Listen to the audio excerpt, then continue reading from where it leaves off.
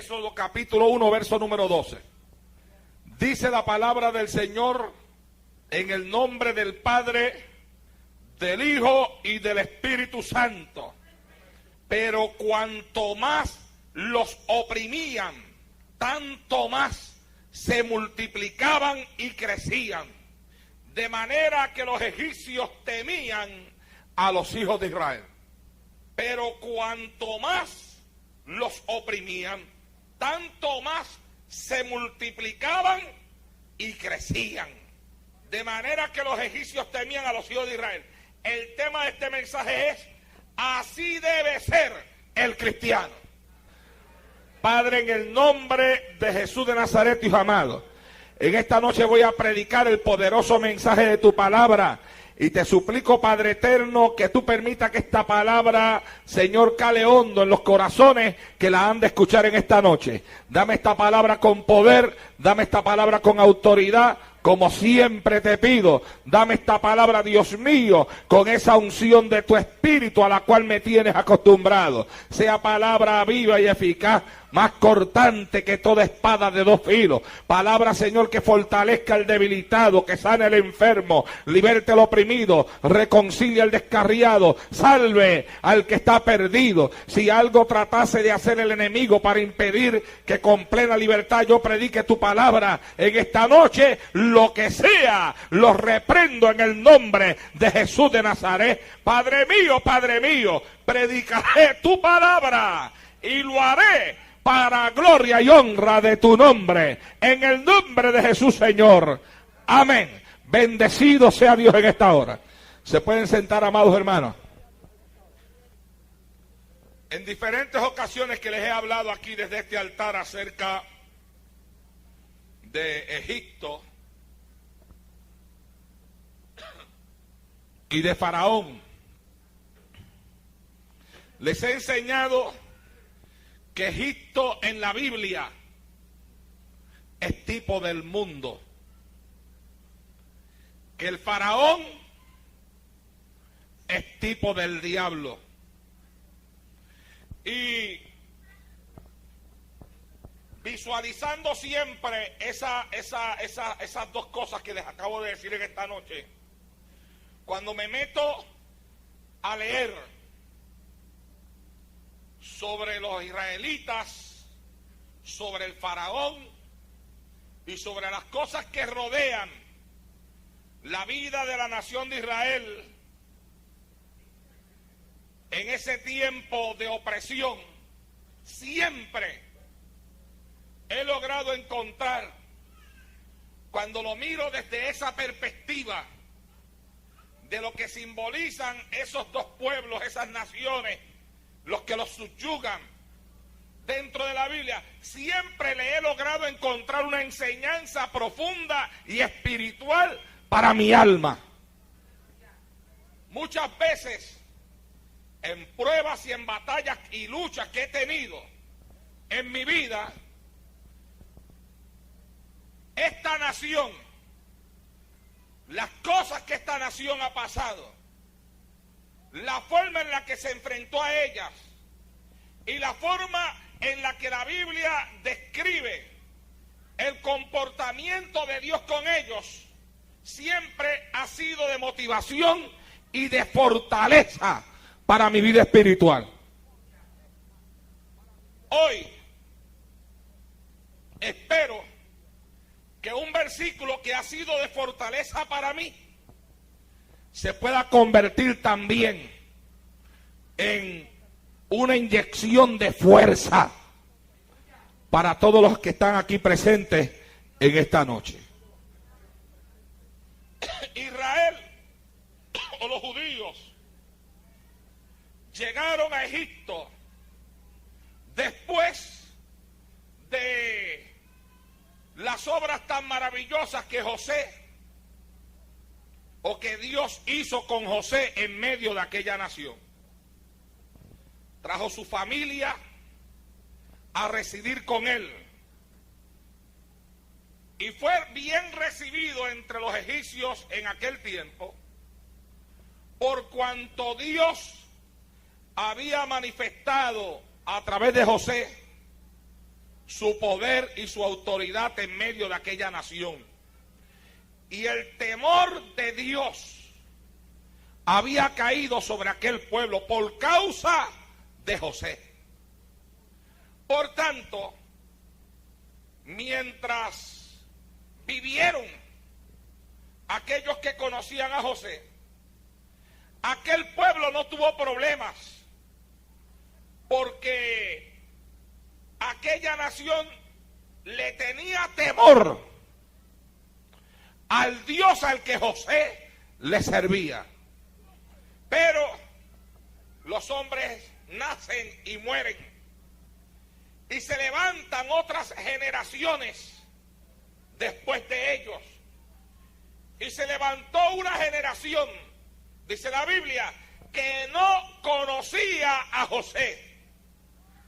Se levantó un faraón que no conocía a José. Y decir que no conocía a José es también decir que no conocía al Dios de José. Que no había palpado los milagros que aquel Dios había hecho a través de José.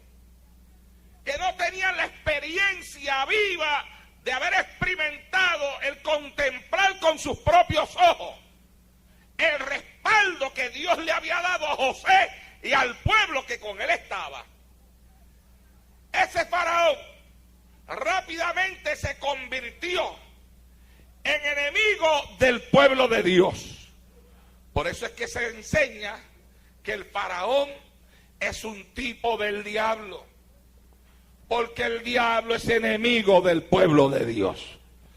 Donde quiera que el pueblo de Dios esté, donde quiera que haya una persona que sirva y adore al Señor, donde quiera que haya un hombre o una mujer que esté dispuesto a adorar a Dios en espíritu y en verdad, Satanás se levantará como su enemigo.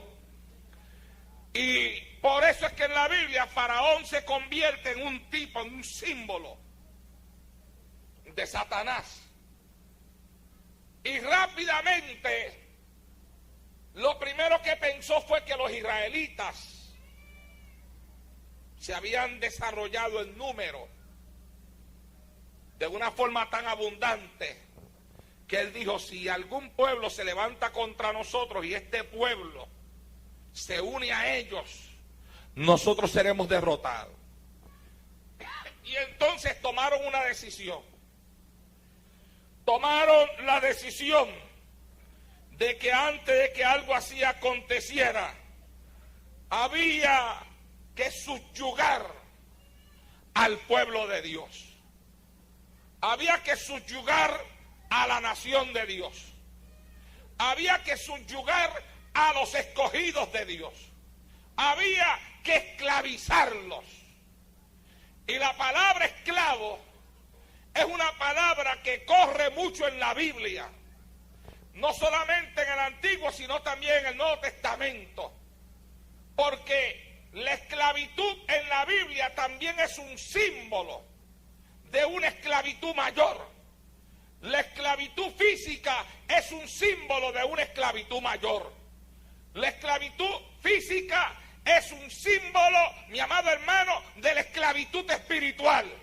Porque yo quiero que usted entienda en esta noche que la esclavitud espiritual es mayor, es más profunda, es más dolorosa que la esclavitud física. Y que una persona puede ser esclavizada físicamente hablando, pero si es libre en el espíritu, la libertad espiritual lo mantendrá en un estado de ánimo que la esclavitud física no podrá estorbar. Pero hay quien no es esclavo físicamente hablando, pero por cuanto es un esclavo espiritual, aunque es libre para caminar por las calles de nuestra sociedad, su esclavitud espiritual lo entorpece, le quita el gozo, le quita la alegría. Sea bendito el Señor para siempre. Yo le digo a usted una cosa: mejor es ser un esclavo físico que un esclavo del espíritu. Y el apóstol Pablo da testimonio de eso, porque él mismo se gozaba cuando estando preso decía que aunque él estaba preso, la palabra de Dios no estaba presa. Oh, gloria a Dios en esta hora. Y manifestaba que la esclavitud física no podía apagar en él lo que él había recibido de parte de Dios. Y lo manifestaba, oh amados hermanos, cuando estando preso, la Biblia dice que estando preso junto a Silas, Pablo y Silas en la cárcel cantaban ante la presencia del Señor. Señal de que aunque la cárcel los encerraba en su cuerpo físico, no los había podido encerrar en el espíritu. Y el espíritu es más importante que cualquier otra cosa. Por eso era que aquel hombre en la cárcel podía cantar. Hay quienes no están en la cárcel y no pueden cantar. Oh, gloria a Dios en esta hora. ¿Ah? Y a veces usted los ve hasta dentro de una iglesia. No están en la cárcel, no le tienen las manos amarradas, los pies no están atados, pero no pueden cantar. ¿Por qué? Porque hay esclavitud espiritual, la cual es peor que la esclavitud física. Yo he conocido muchos hombres que estando encerrados físicamente hablando, su libertad espiritual es tan profunda que se convierten en un ejemplo para otros.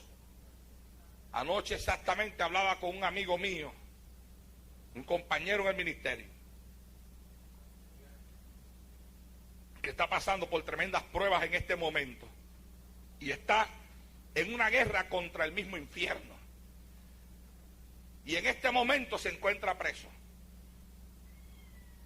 Y lo metieron en una prisión de máxima seguridad. Lo han metido donde están las personas que están destinadas a morir en la silla eléctrica. Y yo conversaba con la esposa de él y le dije, dígale que me llame desde la cárcel. Y me llamó desde la cárcel. Y cuando me llamó desde la cárcel, en su voz sonaba el gozo de una persona que estando presa tiene su fuerza y su confianza puesta en las manos de Dios. ¿Y sabe lo que me dijo entre muchas cosas? Me dijo, mira, varón de Dios, Dios sabrá por qué ha permitido esto y cuándo me va a sacar de aquí. Pero en lo que esta situación se resuelve, yo ya le monté la guerra al diablo. Y me dice, y estoy donde no dejan entrar a nadie, donde no dejan entrar pastores, donde no dejan entrar predicadores, donde tienen a las personas que están esperando para ser llevadas a la silla eléctrica. Y hace un tiempo atrás salió en la prensa de este país, en toda la nación, acerca de un hombre que era un asesino de prostitutas. Y este hombre fue condenado a 3 veces a morir a la silla eléctrica, como si pudiera morir la primera vez y resucitar para morir la segunda. Pero así de fuertes fueron los crímenes de él. Fue juzgado por diferentes crímenes, se le encontró culpable y fue condenado a la muerte en 3 ocasiones. Y está esperando ser llevado a la silla eléctrica. Pues mira, allí donde pusieron este hombre de Dios, resulta ser que quedó al ladito de que lo que está esperando es que lo maten. Y allá adentro ya le metió el primer cantazo al diablo. Se acaba de ganar su primera alma para Jesucristo. Alabado sea Dios en esta hora. ¡Aleluya! Y qué gozo, mi amado hermano, cuando me lo decía por teléfono ayer por la noche, conversando conmigo. Me decía, ya me gané el primero para Cristo, Arnaldo. ¿Te acuerdas el que había matado a las prostitutas? Sí, ya recibió a Cristo como Salvador. Ahora estoy detrás de otro que lo tienen aquí también para llevarlo a la silla eléctrica por una serie de asesinatos que cometió. Está durito ese, pero ya me empezó a escuchar. Así que yo creo que ya el diablo debe estar pensando si está bien o no está bien lo que hizo. Tú sabes, porque no importa donde el diablo te meta, Si donde el diablo te meta, tú sigues adorando a Dios, sigues sirviéndole a Jesucristo, sigues teniendo fe en Dios, Satanás perdió la guerra. Y si en medio de eso te conviertes en un ganador de almas, la perdió 2 veces. Oh, mi alma alaba y glorifica a Dios en esta hora. Oh, mi alma alaba y glorifica a Dios en esta hora. Oh, mi alma alaba y glorifica a Dios en esta hora. Aleluya. Bendecido sea el Señor. Oh, gloria a Dios. ¿Ah? Eso es así, mi hermano. Yo una vez leí un libro escrito por un pastor que fue acusado de violación en Puerto Rico. Fue encontrado culpable y fue a la cárcel. Escribió un libro desde la cárcel que se llamaba Violación, un crimen que no cometí.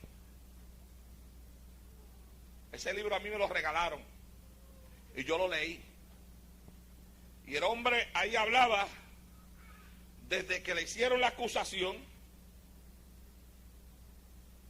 que empezó todo el proceso de corte, que esperaba salir inocente y lo sacaron culpable, cuando fue a la cárcel, pero sabiendo él que era inocente, se dedicó en la cárcel a ganar almas para Jesucristo, y a ganar almas, y a ganar almas, y a ganar almas, y a predicarle al Señor.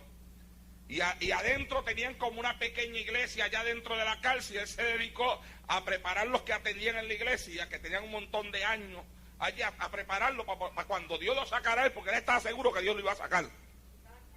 Pero cuando Dios me saque a mí, los voy a dejar preparados a ustedes para que mantengan esto aquí ardiendo en fuego. Y siguió ahí ganando alma y preparando a aquellos. Y después de varios años allí, la muchacha que lo había acusado declaró la verdad. Declaró que ella llevaba relaciones con un inconverso, que había quedado embarazada del inconverso, y que el mismo inconverso le dijo a ella que pegara con el pastor. Y ella, por defender al inconverso, que era a quien él llamaba y quien era el que iba a ir preso porque ella era una menor, entonces acusó al pastor para defender al inconverso. Pero al final todo salió a la luz. Ella declaró la verdad.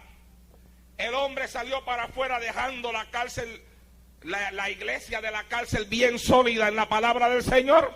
Y cuando llegó a su pueblo allá en Puerto Rico, lo recibieron con aplauso, la comunidad se tiró a la calle, pusieron pancartas, él describe en el libro el recibimiento tan tremendo que le dieron a esa ciudad. Y entonces él decía, si yo llegué a la cárcel para fortalecer aquella iglesia que se levantaba allí, la gloria sea para Dios, porque mientras estuve allí no flaqueé ni un segundo ni un momento, sino que me dediqué a lo único que he hecho en mi vida, que es ganar almas para el reino de los cielos. Alabado sea Dios en esta hora. Por eso te digo a ti que el lugar no hace la diferencia. Lo que hace la diferencia es el espíritu. ¿Ah? Porque una persona puede andar por la calle libre físicamente hablando, pero esclavizado en el espíritu y no es feliz. Pero Pablo y Silas cantaban al Señor en la cárcel porque eran felices. ¿Ah? José, dentro de la cárcel, también supo adorar a Dios, y Dios lo puso en gracia con todos los que estaban allí metidos en aquella cárcel. Alabado Señor. Pedro, aleluya, también fue a la cárcel, y la Biblia dice que Pedro dormía plácidamente cuando el ángel vino a buscarlo para sacarlo para afuera. Amados hermanos, lo tuvo que despertar.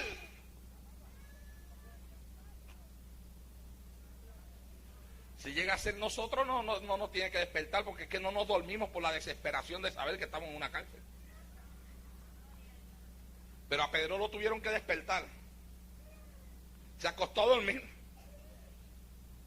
Señal de paz, de tranquilidad, de que todo estaba depositado en las manos del Dios al que él le servía. Sea bendito el Señor en esta hora. Aleluya. ¿Ah? Y aquí la Biblia dice que ellos decidieron esclavizar a aquel pueblo. Esclavizarlo. Para tratar de impedir lo que ya había en la mente del faraón. Ahora fíjate, Lo que la Biblia dice que ellos decidieron. Dice que entonces pusieron sobre ellos comisarios de tributo que los molestasen con sus cargas. Que los molestasen con sus cargas. Y dice, y amargaron su vida. Fíjate bien. Y amargaron su vida con dura servidumbre. Aquí dice que el diablo hizo varias cosas. Primero dice que puso gente que los molestase. Y también dice que puso otros que los amargaran. Que le amargaran la vida. Y cuando yo leía eso, yo pensaba, al transformar esto a la vida espiritual de la lucha de un cristiano, que es lo que se refleja en la vida de la nación de Israel y en los diferentes símbolos que hay dentro de esa vida de ellos para nuestra propia vida como cristianos. Si las mismas técnicas, pero a nivel espiritual, que Satanás utilizaba para atacarlos a ellos allá, ¿no son acaso las mismas que utiliza para atacarnos a nosotros acá? Cuando tú estás buscando a Dios, el diablo busca molestarte con cargas. Y hay cosas que vienen a tu vida y que ocurren en tu vida que se convierten en una carga. Por ejemplo, la enfermedad de un ser querido.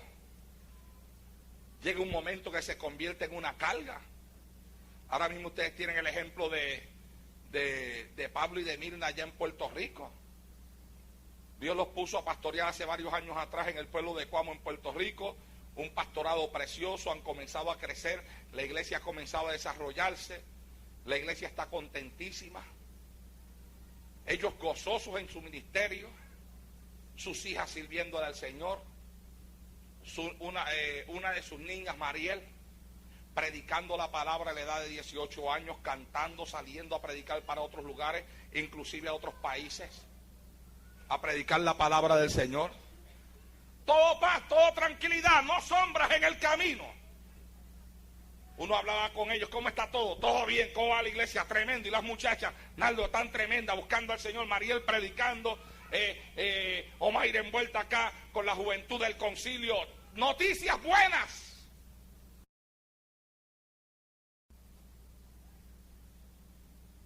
Pero de la noche a la mañana comienzan a aparecer cargas. Cargas que lo único que persiguen es el propósito de molestar. Por ejemplo, un día dieron una salida con la iglesia, viniendo de la salida viene un borracho, choca la guagua, fue una cosa tremenda, todos los que estaban adentro heridos, Mirna herida, Pablo herido, una hermana de las más ancianas de la iglesia voló por el cristal del frente para afuera, ya un carro le pasó por encima, la mató en el momento, cargas. Eso ocurrió en medio del gozo, en medio de la bendición. Que es lo que mucha gente a veces no puede entender, por qué en medio de la bendición hay pruebas, por qué en medio de la bendición hay batallas, por qué en medio de la bendición hay luchas, por qué cuando más bendecido estoy, de momento aparece algo que yo no esperaba. Es que cuando tú estás en bendición, el diablo quiere molestarte con cargas. Lo mismo que ocurrió aquí, que dio órdenes de que lo molestasen con cargas, le pusieron cargas. Y ahora la última carga que le salió a ellos allá. La niña se les enferma, su niña de la cual se sienten orgullosos por la forma en la que Dios los está usando, empiezan a salir unas pequeñas cosas, la llevan a los doctores, cáncer linfático. Ahora llamó en estos días con carga, porque comenzaron la quimioterapia y la han tenido que dejar en el hospital porque las plaquetas bajaron de más. Y la niña se ha puesto mala.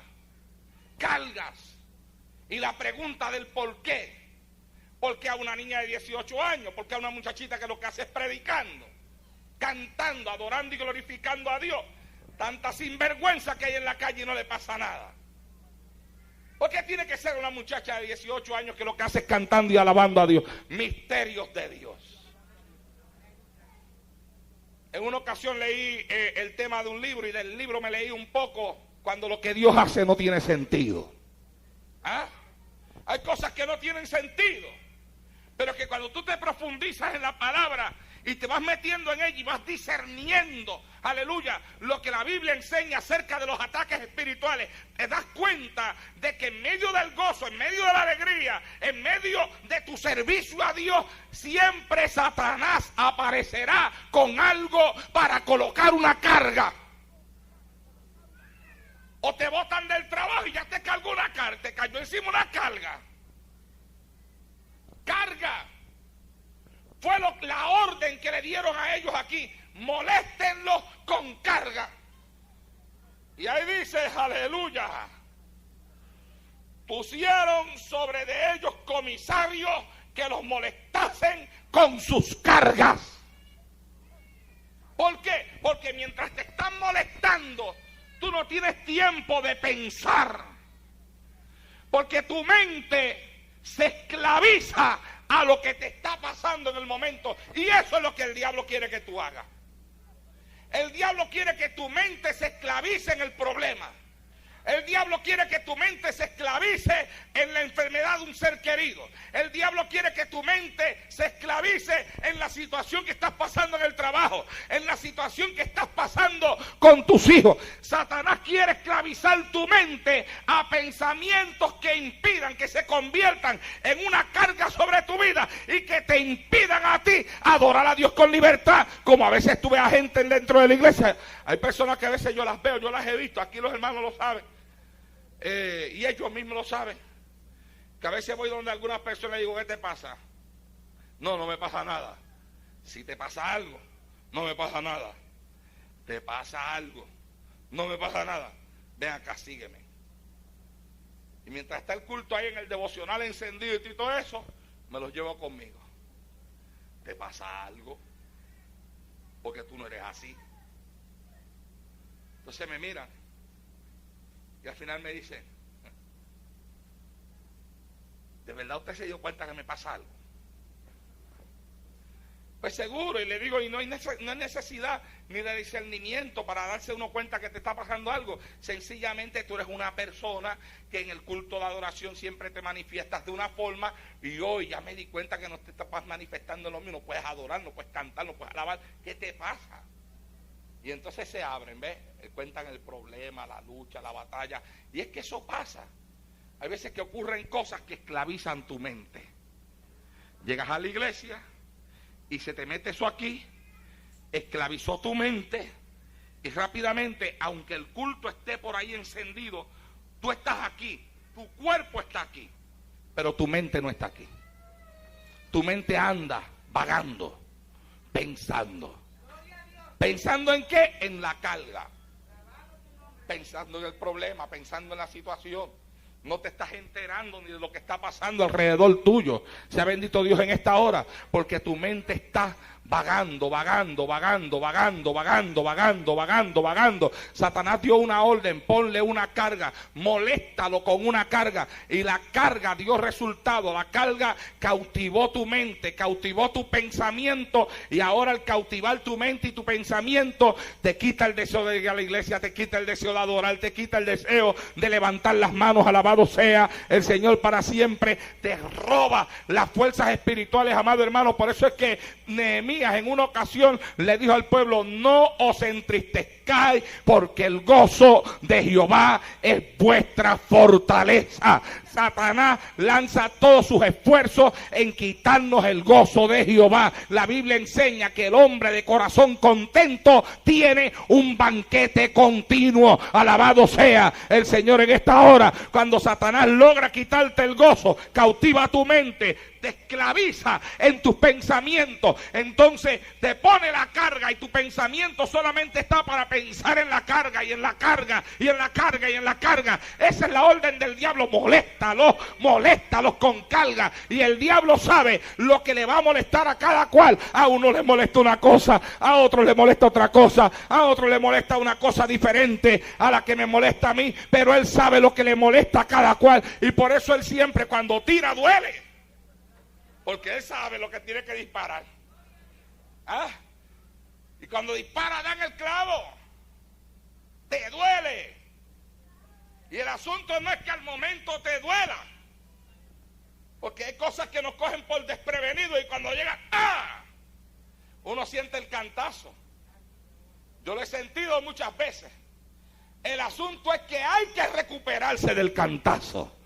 Como el boxeador que agarran desprevenido y le dan un puño y le tiran al piso. Pero como buen guerrillero, aleluya, se levanta y se repone y pelea hasta el último round. Así tiene que ser el cristiano. El creyente tiene que reponerse de la sorpresa del ataque. Tiene que reponerse de la sorpresa del cantazo. Tiene que reponerse de la sorpresa del momento. Me agarraron desprevenido, pero aquí voy en el nombre de Jesús de Nazaret. Alabado sea Dios en esta hora. Me agarraron con algo que no esperaba, pero aquí voy. Me repuse. Entonces pusieron sobre de ellos comisarios que los molestasen con carga. Y amargaron su vida. Ahí tienes otro punto. Satanás desea amargarte la vida. Señor, aleluya. Oh, gloria a Dios. Y no hay nada más feo que un cristiano amargado.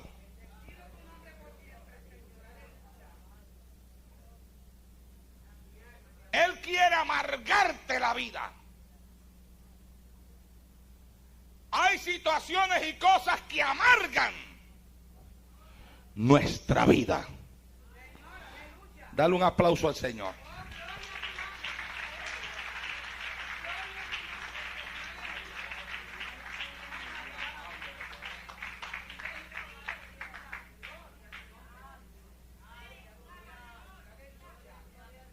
Amargarte la vida fue otra orden. Fíjate bien. Primera orden, cargas. Segunda orden, amárguenle la vida. Y el diablo quiere amargarnos la vida. Fíjate. Y nosotros haremos bien, mis amados hermanos, en entender y aprender esta lección que yo les voy a enseñar a ustedes en esta noche. ¿Sabe usted por qué? Porque nosotros estamos en un ambiente bonito aquí. Oh, sí.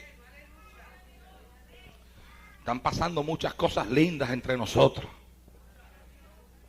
Y cuando yo veo que se está moviendo el Espíritu Santo y veo la gente con gozo y con alegría y veo que la gente está entrando como en unos deseos de servicio a Dios y de querer buscar y de querer salir y de querer moverse, yo sé que eso, desde el mismo momento que una persona, un pueblo, una iglesia decide entrar en esa dimensión del Espíritu, desde ese mismo momento Satanás también anda maquinando cómo apagar ese fuego, cómo destruir ese deseo, cómo robar esa bendición. Y yo sé, mi amado hermano, y se lo voy a decir en esta noche, que en medio del gozo usted tiene que esperar que vengan cargas y tiene que esperar que venga el diablo a tratar de sembrar la amargura. Y dicen que en guerra avisada no muere gente, y yo se la estoy avisando para que cuando llegue usted diga: este fue el primer mensaje de la campaña, diablo, no me cogiste desprevenido y voy para adelante sin que haya diablo que me aguante. Alabado sea Dios en esta hora.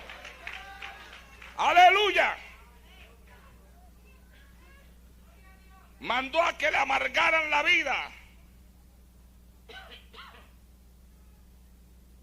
Mira, fíjate bien, si tú te fijas bien, el ataque del diablo vino en unas áreas que a toda persona le duelen. Le puso cargas, mandó a que le amargaran la vida y mandó a que le mataran los hijos. Mira qué tres cosas hizo el diablo. Le puso cargas.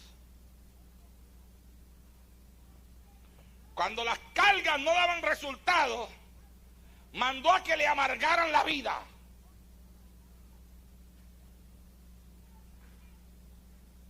Y después mandó a que le mataran los hijos. Aplicó Satanás su fuerza en 3 áreas que son bien importantes en la vida de todo ser humano. Y una que es bien importante en la vida de cualquier persona, que son los hijos. Pero que el propósito es aumentarte la carga. Que el propósito es poner más amargura dentro de tu corazón y dentro de tu vida. Que si tú no te repones de eso, si no logras reponerse de eso, te destruye. Yo he conocido personas dentro de iglesias que no se han repuesto de ese tipo de pruebas y han terminado en el mundo. Yo he conocido pastores que no se han repuesto de ese tipo de pruebas y han dejado el ministerio. Yo conocí un pastor muy amigo mío, vuelvo y repito una vez más, mi amado hermano, que del pastorado no quería ni saber, abandonó el pastorado y no quería saber del pastorado. Y sabiendo yo que tenía un llamado de Dios, a cada momento le hablaba y le decía, no se puede escapar del llamado de Dios. Y él decía, pues ya yo escapé, porque yo al pastorado no regreso. Yo le conocía los porqués, le conocía las razones. Es que no es fácil. Vinieron sobre de él muchas cargas y fue atacado con mucha amargura. Y Satanás atacó en muchas áreas y eso se apoderó de su mente y entonces tomó una decisión, se rindió. Y siempre que yo tenía la oportunidad le hablaba, pero siempre respondía con amargura a las palabras que yo le hablaba. Me acuerdo cuáles fueron las últimas palabras que yo le hablé un día, que se las hablé en mi casa, que vino a visitarme. Le dije, yo sé que allá en la profundidad de tu alma y en lo más profundo de tu corazón está el llamado de Dios. Y le dije, si tú verdaderamente eres un hombre de Dios, tarde o temprano tendrás que responder al llamado. Porque los hombres de Dios como Jeremías, aleluya, aunque digan que no se acordarán más de él y que no predicarán más en su nombre, terminan cediendo y terminan rindiendo ante el fuego de Jehová que los consume y que ellos no pueden aguantar. Alabado sea el Señor en esta hora. Después de eso se me mudó de aquí, de esta área. No supe de él por mucho tiempo y cuando me volvió a llamar fue para decirme que ya llevaba casi un año en el pastorado de nuevo. Oh, gloria a Dios en esta hora. Aleluya. Pero es así. Es así. La amargura, la carga llevan a las personas inclusive a tomar decisiones fuera de la voluntad de Dios. Por eso es que yo le he dicho a mucha gente, mira, cuando uno está en prueba y cuando uno está molesto o enojado, no es temporada para tomar decisiones. Porque por lo regular, tus decisiones responden al estado de ánimo en el cual tú te encuentras. Hay que esperar a que la marea baje. Hay que esperar a que las aguas se normalicen. Hay que esperar a que todo esté tranquilo. Y que en la tranquilidad uno pueda buscar, aleluya, la voz de Dios y el susurro del Espíritu Santo y la confirmación de Dios hacia los pasos que uno va a dar.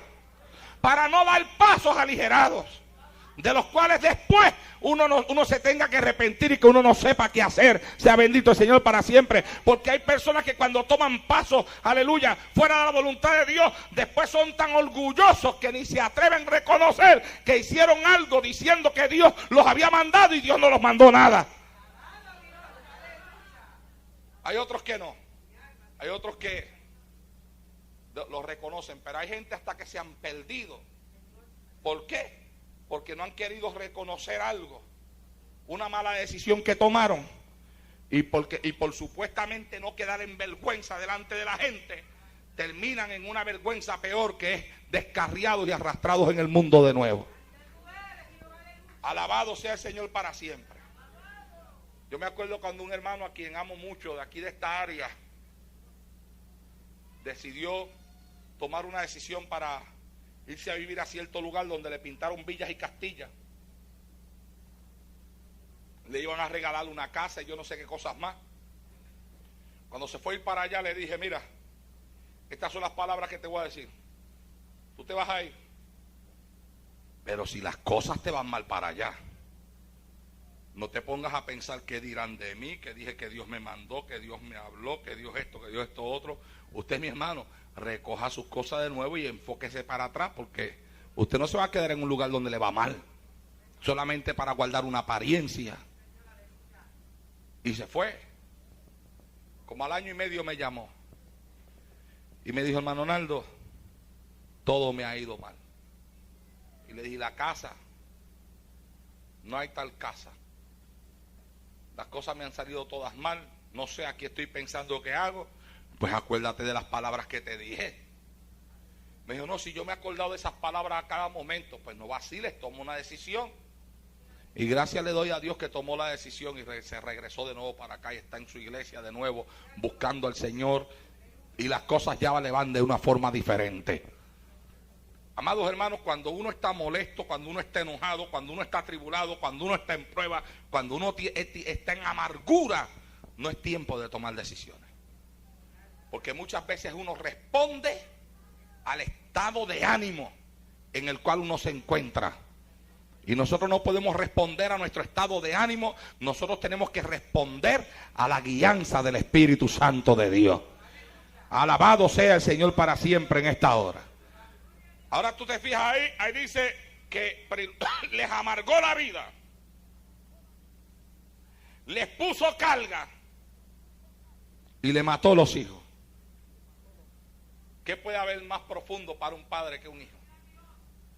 Pues es lo mismo que el diablo hace, pero acá con nosotros a nivel espiritual te levanta diferentes tipos de carga.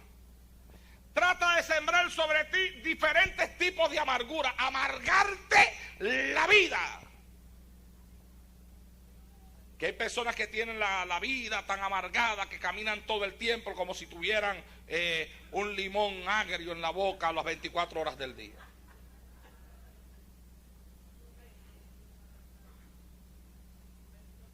Una cosa es la seriedad y otra cosa es la amargura de espíritu. Son dos cosas diferentes. Hay quienes no se ríen con nadie para que la gente vean que son serios. Una cosa es ser serio y otra cosa es sonreír. No confunda la gimnasia con la magnesia. Pero ya tú hay carga, amargura y al final los hijos. Lo mismo pasa con nosotros también. Nos tira carga, trata de sembrar amargura y ataca también a nuestros hijos. ¿Todo para qué? Todo para hacernos la carga más pesada, para ponernos a llorar, para ponernos a sufrir, para tratar de quitar la paz de nuestra mente y de nuestro corazón, mi amado hermano. Y lo logra. En un momento dado lo logra. En un momento dado logra quitarte parte de esa paz. Y logra tener tu mente envuelta en lo que te está pasando. Solamente el creyente que ha aprendido a depositar sus cargas al Señor se libera a sí mismo de eso. Jesucristo dijo, venid a mí los trabajados y cargados, que yo los haré descansar. Cuando la carga sea tan pesada que tú no puedes por ella, para eso está Dios ahí, aleluya. Él está ahí para llevar todo lo que tú no puedes llevar, para cargar lo que tú no puedes cargar. Venid a mí, dijo Él, tráemelas a mí, todos los trabajados, todos los cargados. Pongan sus cargas en mí y yo los haré descansar. Alabado sea el Señor en esta hora. Ahora fíjate, la Biblia dice, pero cuanto más los oprimían, tanto más se multiplicaban y crecían.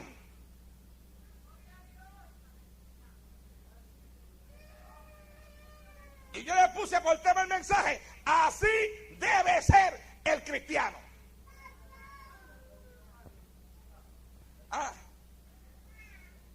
¿Qué era lo que pasaba con ellos? Mientras más los oprimían, más crecían.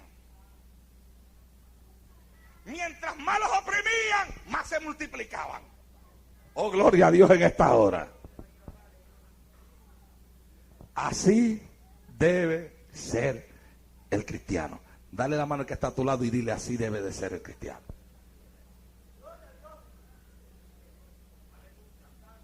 Oh, gloria al Señor. Así debe ser. ¿Ah? Ahora fíjate, en la vida de mucha gente no es así. En la vida de mucha gente, mientras más los oprimen, menos crecen.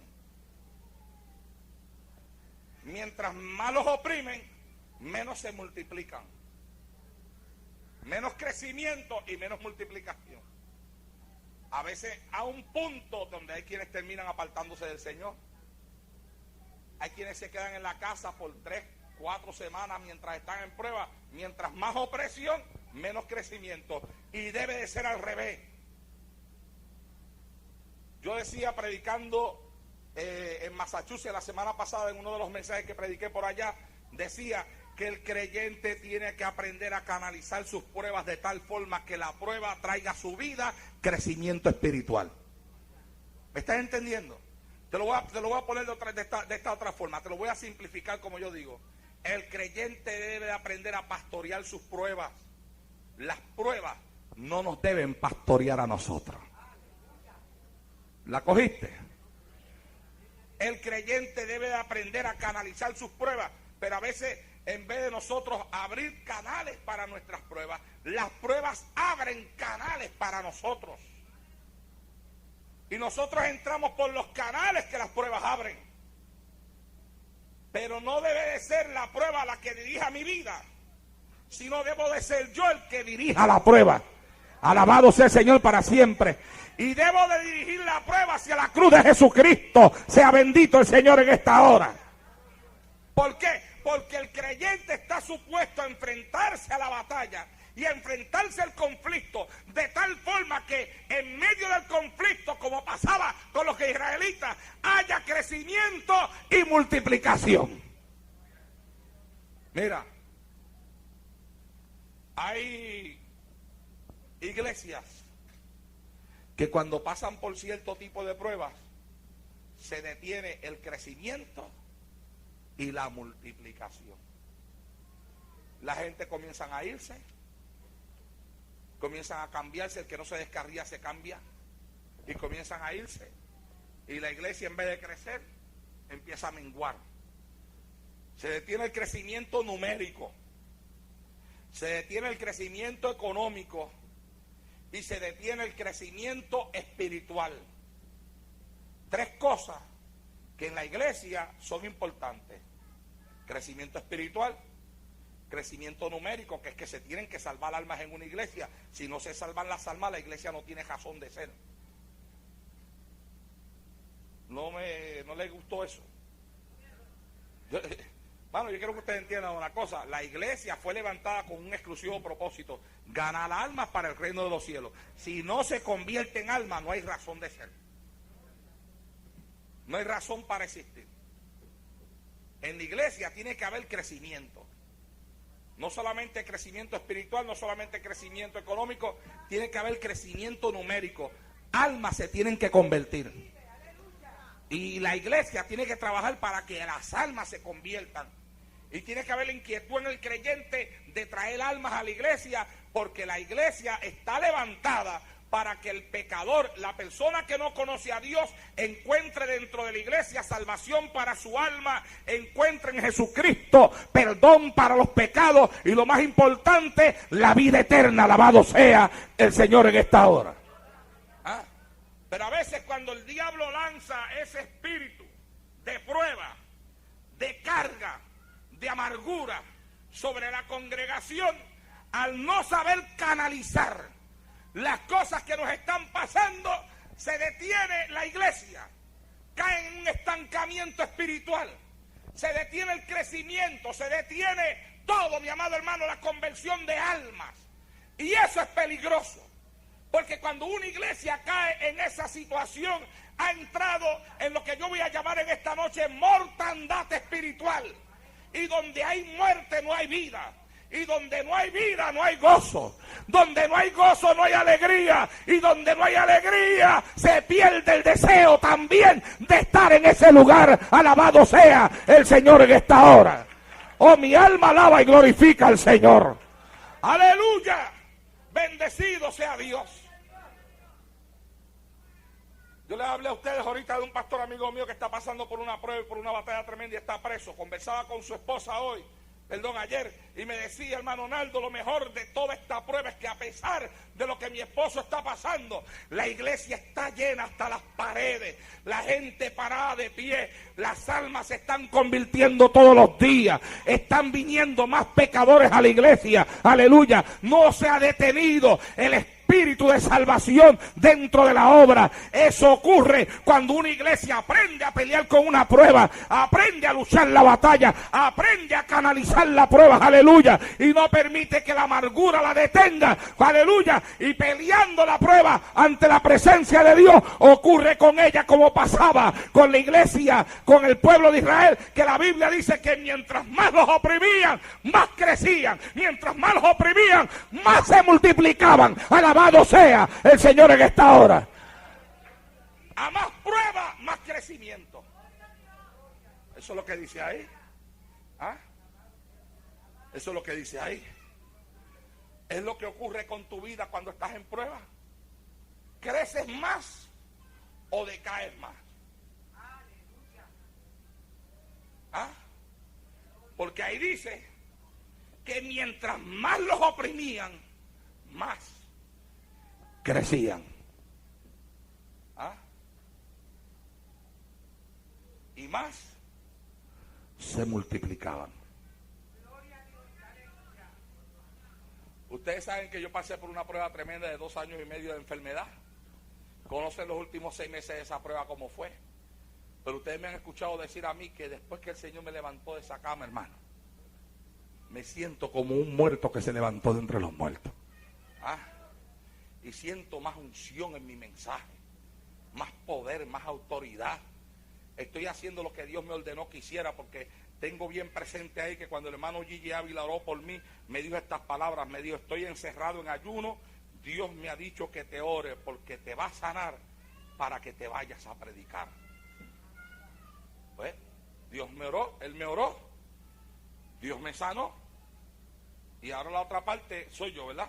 Me tengo que ir a predicar. Pues lo estoy haciendo porque si no lo hago, soy capaz de caer en otra cama de nuevo y no quiero. ¿Ah? Pero yo le voy a decir una cosa, aún en medio de las pruebas esas que yo pasé, los que no se pierden un culto y han estado ahí cuando el pastor estaba y venía por ahí, y aunque sea sentadito en una silla se ponía a predicar ahí, los cassettes que tengo ahí de esos mensajes que prediqué en esos tiempos de prueba, prediqué de mis mejores mensajes, hermano. Y las hijas mías saben, y la hermana Leonor que me llevaba por ahí a veces cuando estaba bien enfermo de corazón, que me llevó a llevar a lugares que había que guiar 6 horas para llegar, ella guiando todo el tiempo y yo tiro ahí en ese asiento ahí desesperado, loco por llegar al lugar, que hubieron lugares que solamente prediqué 20 minutos, hermano. Como cuando prediqué en la iglesia de mi hermano Narciso. El mensaje duró 25 minutos. Un viaje de casi 5 horas para predicar 25 minutos. Pero le voy a decir una cosa, 25 minutos yo, pero 25 minutos. Usted entiende lo que yo quiero decirle con eso, ¿verdad? No fueron 25 minutos. 25 minutos en el fuego. 25 minutos escuchando las alabanzas de la gente mientras la palabra de Dios salía por mi boca. 25 minutos bajo la unción del Espíritu Santo ahí, mi amado hermano, que cuando terminé de predicar la gente se quedó con hambre y con deseo de escuchar más. Oh, gloria a Dios en esta hora. Porque si algo he aprendido es a no rendirme en medio de la prueba. Yo me acuerdo cuando yo recién convertido, yo me leí un libro. A veces las cosas que tú lees y la gente con la que tú te unes cuando empiezas tus caminos en el Señor, marcan tu vida para el resto del tiempo que te toca a ti vivir en el camino del Señor. Yo me acuerdo que yo me leí un libro cuando recién convertido, tenía yo como 2 semanas, cuando me leí un libro que se llamaba Guerrilleros de Dios. Y tú sabes que cuando uno está empezando los caminos del Señor, todas esas cosas que le llegan a uno y que emocionan a uno se convierten en el motivo de oración de uno también. Pues yo me emocioné tanto con la vida de aquellos jóvenes, porque este libro hablaba de jóvenes que todos los veranos formaban un grupo de diferentes universidades y se iban a diferentes países y estaban los 2 meses de verano predicando la palabra de Dios en otros países con unas necesidades increíbles. Y hablaba lo que les pasaba a ellos para allá. Entonces el grupo que ellos tenían se llamaba Guerrilleros de Dios.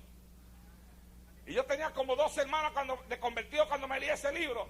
Y toda mi vida ahí, después que leí ese libro, yo en mi oración era: Señor, conviérteme en un guerrillero de Dios. Yo quiero ser un guerrillero de Dios. Y yo quiero ser un guerrillero de Dios. Y por la noche quiero ser un guerrillero de Dios. Y por la mañana yo quiero ser un guerrillero de Dios. Oh, bueno, pues tanto lo pedí hasta que me lo dieron, hermano, ¿no? Porque ando de Dios de guerra en guerra.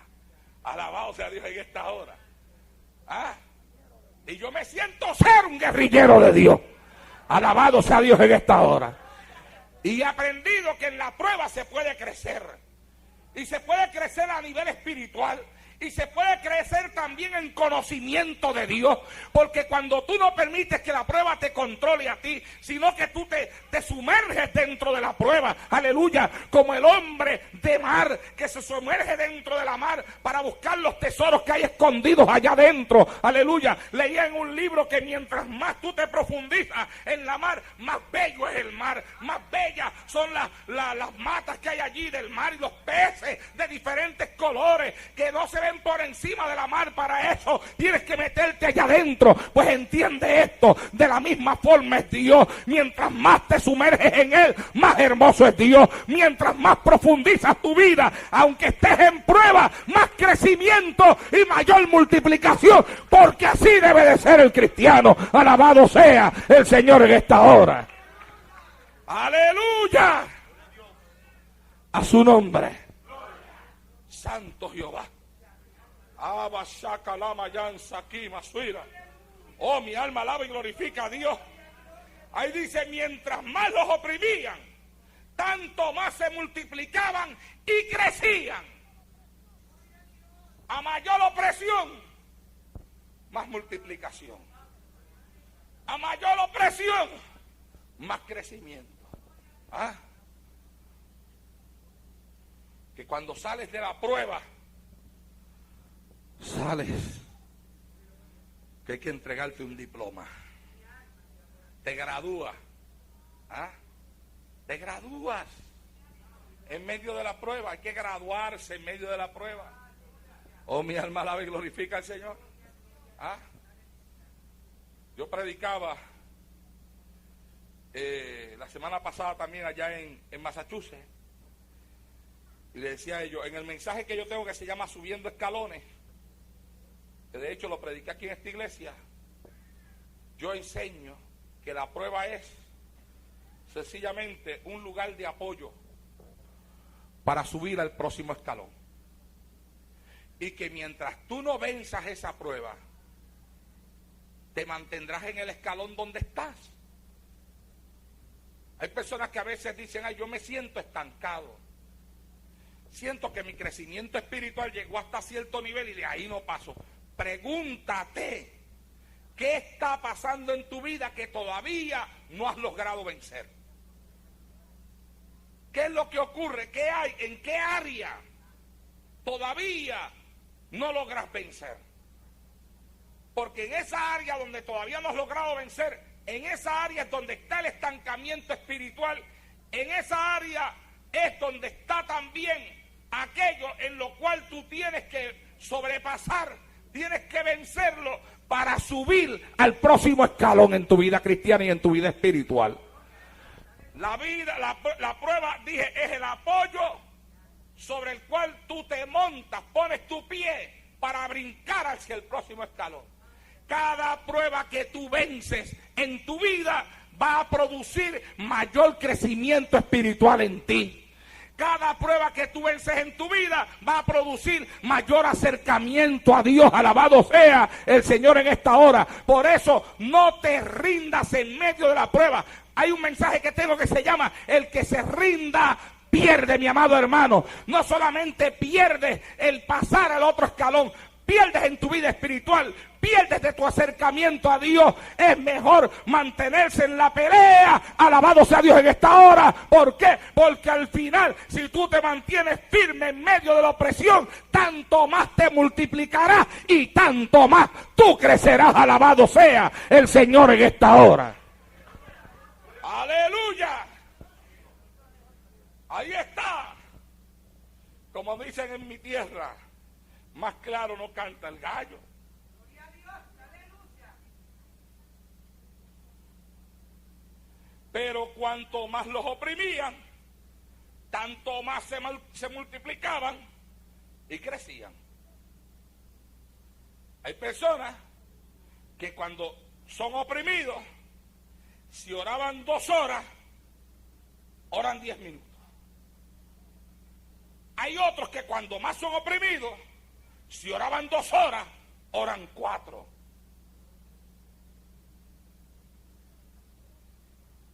Hay quienes cuando son oprimidos, si no se perdían los cultos, empiezan a faltar a la iglesia. Hay otros que a veces están faltando a la iglesia y les cae una opresión y una prueba del diablo encima y se ponen que no se pierden un culto. Y esos notan que entonces comienzan a crecer. Hay personas que cuando están oprimidos abandonan el ayuno, pero hay otros que a mayor opresión más ayuno. ¿Viste? La actitud que se asume en medio del conflicto y en medio del problema es la que a la larga va a dictar también qué es lo que va a pasar con nosotros. Ahora, nosotros debemos de ser así, como dice esto aquí, este versículo bíblico, por eso le puse por tema, así debe ser el cristiano. Pastor, ¿cómo debe ser el cristiano? Pues así. ¿Y qué es así? Pues te lo va a leer. A mayor opresión, más multiplicación. A mayor opresión, más crecimiento. Más acercamiento a Dios. Más oración. Más ayuno, más estudio de la palabra, más servicio santo al Señor, más trabajo para Cristo, aleluya. El que se queda encerrado en la casa, la mente se lo pone ociosa, y una mente ociosa se convierte en un taller donde el diablo forma sus mejores almas. Hay que salirse de la casa, mi hermano, hay que salirse del cuarto, hay que irse a la calle, hay que venir al templo, vete al hospital, vete con un paquete de tratados a la acera, aleluya, y provoca que en la prueba haya crecimiento y multiplicación, crecimiento espiritual y ganar almas para el reino de los cielos. Alabado sea el Señor en esta hora. Así debe de ser el cristiano.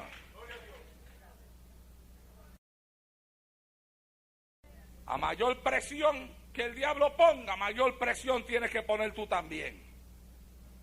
Eso es así. Es así. ¿Ah? Es así. Yo me acuerdo de un pastor, muy anciano él, un hombre que vivía aquí en Brooklyn, pastoreaba aquí en Brooklyn, ya bastante adulto, pero toda su vida fue un misionero. Siempre estaba saliendo para la obra misionera. Y la esposa le ayudaba en la iglesia también. Y iba por Puerto Rico y a mí me encantaba llevarlo a la iglesia a predicar. No sé si ustedes se dan cuenta que cuando aparece un hombre ya entrado en años, como era así el hermano Eude, como lo es el hermano que traímos aquí la otra vez, el hermano Cardona. No sé si ustedes se dan cuenta que a mí me gusta esa gente. Y es que esa gente han pasado un largo camino en su vida, hermano. Y de las experiencias de ellos se pueden aprender mucho. Y cuando aquel hermano iba por Puerto Rico, yo lo tenía en la iglesia, a veces hasta una semana completa en campaña. Y a él le gustaba cantar. Cantaba de esos himnitos de antes que ya no se escuchan hoy. Y cantaba un himno que la letra no me la sé, Pero siempre se me quedaron grabadas estas palabras del himno, porque era que cuando él decía estas palabras le ponía como un énfasis al cantarlas y se quedaron sembradas en mi corazón. Tal vez algunos hermanos aquí un poco más adultos que yo y con tiempo en el evangelio se acuerdan de ese himno, que a lo mejor es de su época. Porque yo nací en el Señor los otros días, por eso es que lo digo. Yo tengo 24 años de convertido y hay personas que tienen 40 años. Pero yo sé que ese himno tiene una parte ahí donde termina diciendo, pero en el dolor es mejor cantar. De lo demás no me acuerdo. De lo demás no me acuerdo.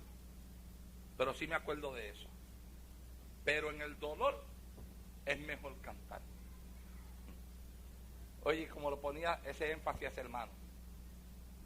Se fue con el Señor, cruzando del frente del templo de él hacia la otra acera. Vino un hombre borracho y le dio un cantazo en la misma calle frente a la iglesia y lo mató frente a la misma iglesia. Así se fue con el Señor. Siempre decía él, pero en el dolor es mejor cantar. ¿Viste? Y es así. El creyente se conoce en el momento difícil. La fe se prueba en el momento difícil. Lo que hemos aprendido de la Biblia, nunca se olvide del mensaje, hay que pasar el examen. Lo que hemos aprendido de la Biblia se prueba si lo hemos aprendido o no en el momento difícil.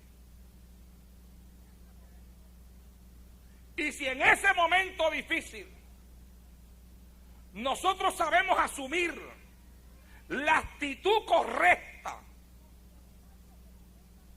y comportarnos de la forma correcta y canalizar nuestras pruebas de la forma correcta, al final, mi amado hermano, el diablo será derrotado, porque pasará con nosotros lo que pasaba con los israelitas, que mientras más los oprimían, tanto más crecían y tanto más se multiplicaban. Alabado sea el Señor en esta hora.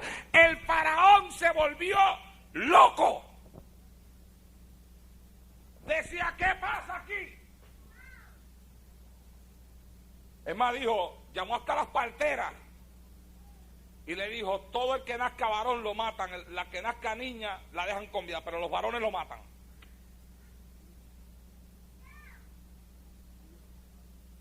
Pero las parteras tuvieron temor de Dios.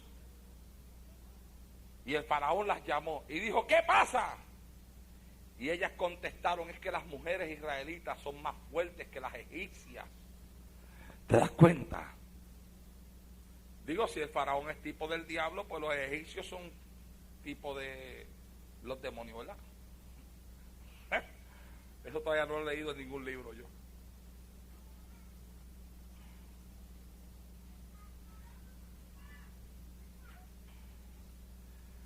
Pues entonces, se lo digo para después decirle esto, porque ellas decían, es que las egipcias son más, las israelitas son más fuertes que las egipcias. Si nosotros lográramos entender eso en medio de la presión y en medio de la batalla y en medio del problema, no importa cómo el diablo se lance, si pudiéramos entender que a pesar de todo, con Cristo de nuestra parte, somos más fuertes que el diablo, más fuertes que los demonios, más fuertes que la prueba, más fuertes que la opresión, más fuertes que la amargura, aleluya, y podemos multiplicarnos y podemos crecer a pesar de la opresión del diablo. ¡Se puede! Ama, suira, sama. Escúchame, se puede crecer en medio de la prueba. Se puede. Alabado sea Dios. Se puede tener gozo en medio de la prueba. Se puede sonreír en medio de la prueba. Se puede cantar en medio de la prueba, se puede orar en medio de la prueba, se pueden ganar almas en medio de la prueba. Es que se puede. Alabado sea el Señor en esta hora. Se puede. Mire, mi amado hermano, voy a cerrar con esto. Mi papá, ya ustedes saben, porque se lo he dicho en otras ocasiones, se convirtió siendo ya un anciano, ciego de ambos ojos, no podía leer la Biblia, dependía, ¿sabes de qué? Le regalaron la Biblia en cassette. Imagínate una persona ciega que no tiene nada que hacer, se pasaba largas horas con la Biblia en cassette puesta, escuchándola y repitiendo cassette, y así hasta se aprendía cosas de memoria. Cayó enfermo en el hospital, y cuando yo lo fui a ver, al lado de él había otro enfermo. Le había dado a aquel hombre, creo que había sido un infarto cardíaco, y estaba grave. Y decían que no iba a vivir. Y cuando yo llegué, mi papá me dice: mira, qué bueno que llegaste, porque Lázaro quiere aceptar a Cristo como Salvador. Y yo no sabía quién era Lázaro. Y Lázaro, ¿de quién tú hablas? Y me dice: Lázaro es él, y él quiere aceptar a Cristo como Salvador. Y yo le dije: ¿y quién le habló al de Cristo? Y me dijo: yo. Entonces a mí me sorprendió, porque yo sabía que él no tenía mucho conocimiento de la Biblia ni nada, y después él estaba en el hospital exactamente por un infarto cardíaco que le había dado a él también. Entonces le digo, porque me extrañaba, ¿verdad? Me puse curioso. Y le digo: ¿y qué tú le decías? Y bueno, si usted supiera lo que le decía. Le decía: Lázaro, en la Biblia había un hombre que tenía tu nombre y se murió,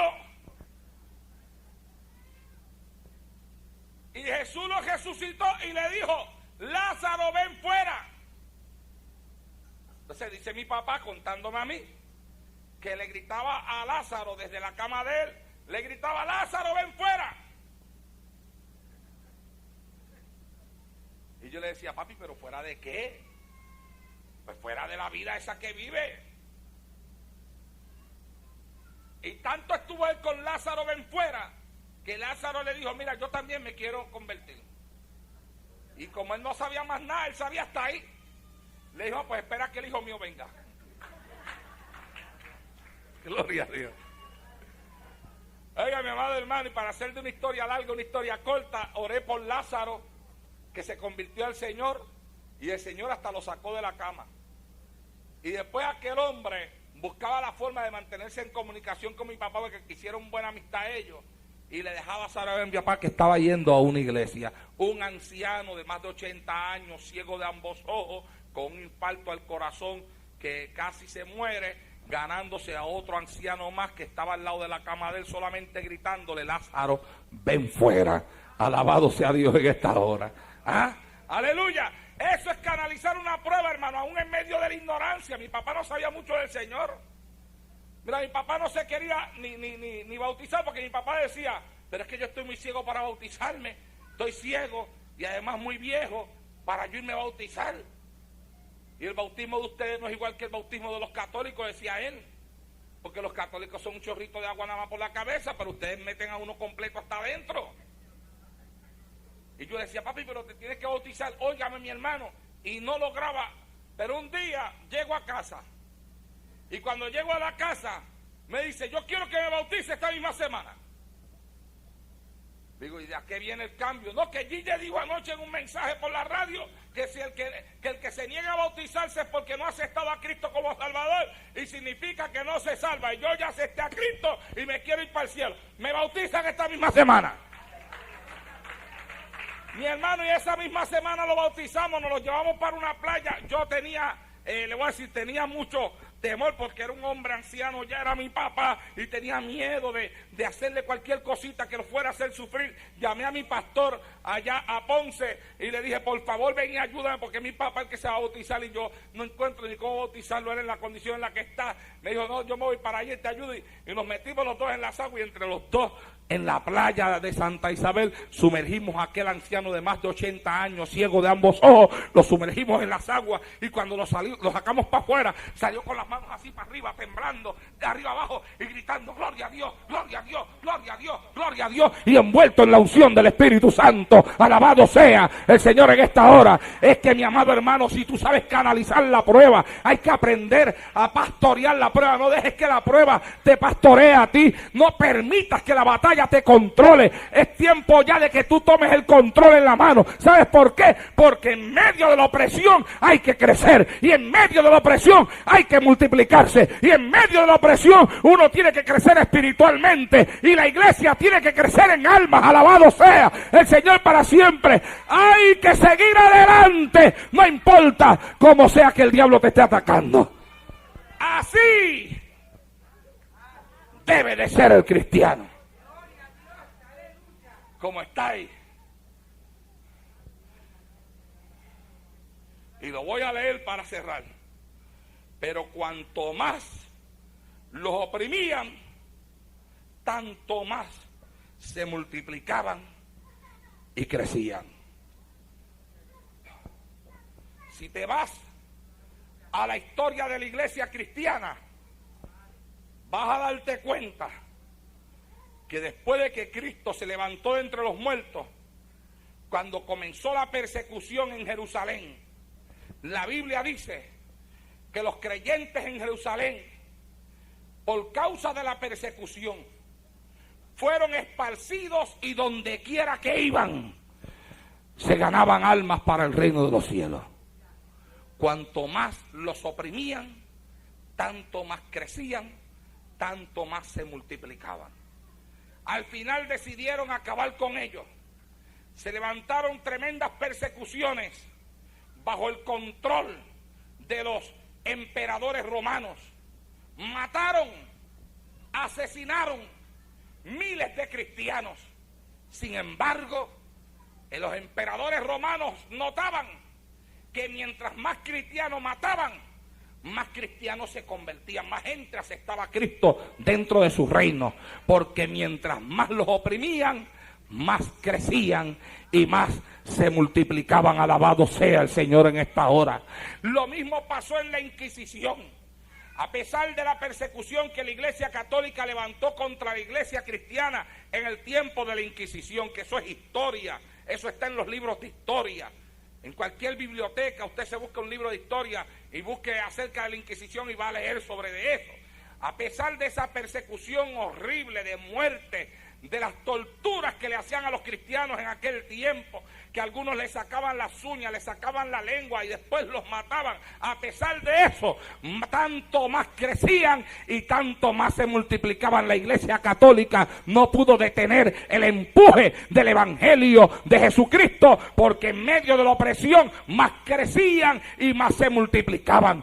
Cuando desapareció, mi amado hermano, el comunismo en Rusia, y desapareció el comunismo en todas esas regiones que estaban unidas a Rusia, aleluya, que hubo una señal de libertad, salieron para afuera el montón de creyentes que allí habían, en medio de un estado comunista, en medio de naciones que se proclamaban ateas y que proclamaban la no existencia de Dios, y que trataron de desarraigar y de acabar, aleluya, con el cristianismo. En Rusia hay cientos y miles de cristianos, como los hay en Cuba, como los hay en todos los países ateos. ¿Sabe usted por qué? Porque mientras más los oprimen, tanto más crecen y tanto más se multiplican. Alabado sea el Señor en esta hora. Así debe de ser el cristiano.